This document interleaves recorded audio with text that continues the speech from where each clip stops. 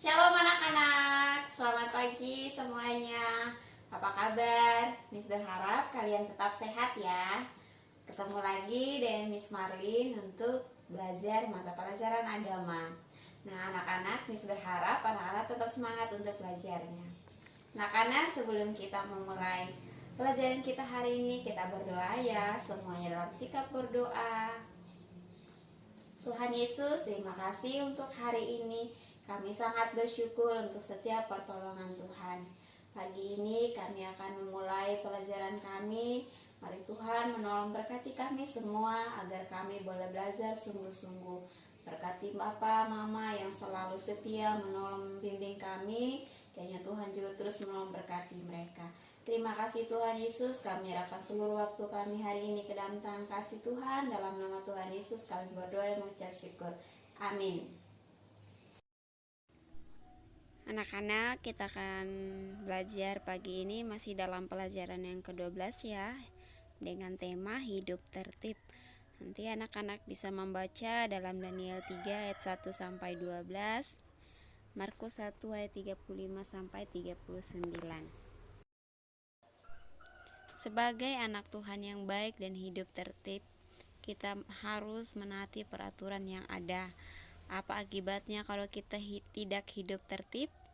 Nah, kita bisa mendapat hukuman dari orang yang membuat aturan.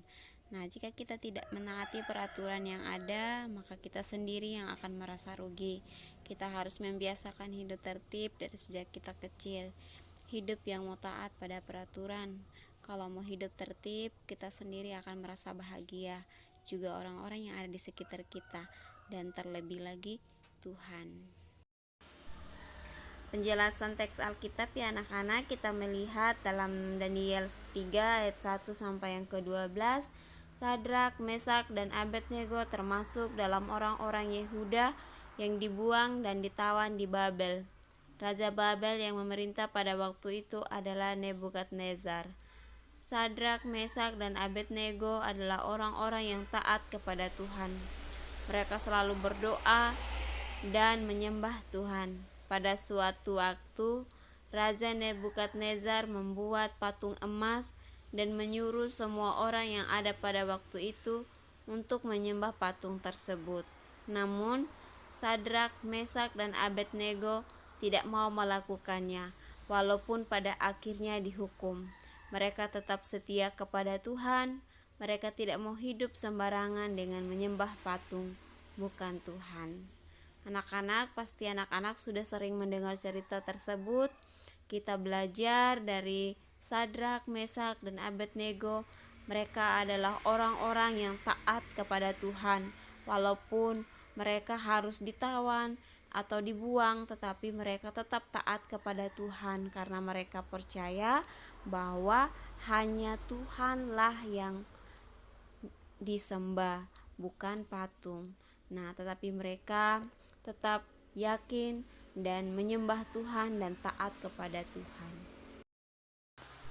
Anak-anak, kita mau melihat di bagian 2 ya, dalam Markus 1 ayat 3 sampai 39. Tuhan Yesus selalu memulai harinya dengan berdoa. Tuhan Yesus selalu berdoa baik sebelum maupun sesudah melakukan tugasnya, yaitu memberitakan firman kepada orang banyak dan menyembuhkan orang sakit. Tuhan Yesus selalu bangun ketika hari masih gelap atau pagi-pagi sekali dan langsung berdoa. Anak-anak, kita mau belajar dari Tuhan Yesus ya. Tuhan Yesus saja setiap pagi sekali dia bangun dan berdoa mengucap syukur. Nah anak-anak, apakah kita sudah melakukan hal tersebut? Apakah anak-anak sudah setiap hari bangun pagi dan berdoa atau membaca firman-Nya? Ya, jadi anak-anak kita belajar untuk memiliki hubungan pribadi yang baik dengan Tuhan ya, melalui berdoa, membaca firman Tuhan setiap hari. Anak-anak, materi kita untuk hari ini sampai di sini saja. Nah, Miss berharap anak-anak bisa membaca kembali supaya anak-anak lebih mengerti lagi.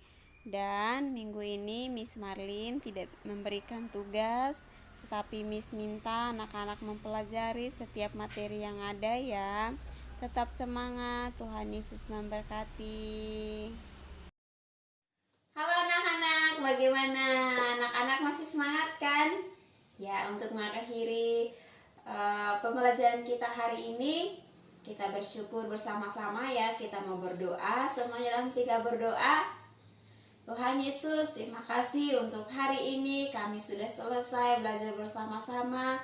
Kiranya Tuhan terus menolong, berkati kami semua, berikan kami kemampuan agar apapun yang kami pelajari hari ini kami mampu untuk mengingat dan boleh kami melakukan dalam setiap kehidupan kami. Berkati seluruh kehidupan kami Tuhan, kiranya Tuhan terus berikan kami kesehatan daripada Tuhan agar kami tetap sehat kuat di dalam Engkau. Terima kasih Tuhan, dalam namamu kami berdoa dan mengucap syukur. Amin.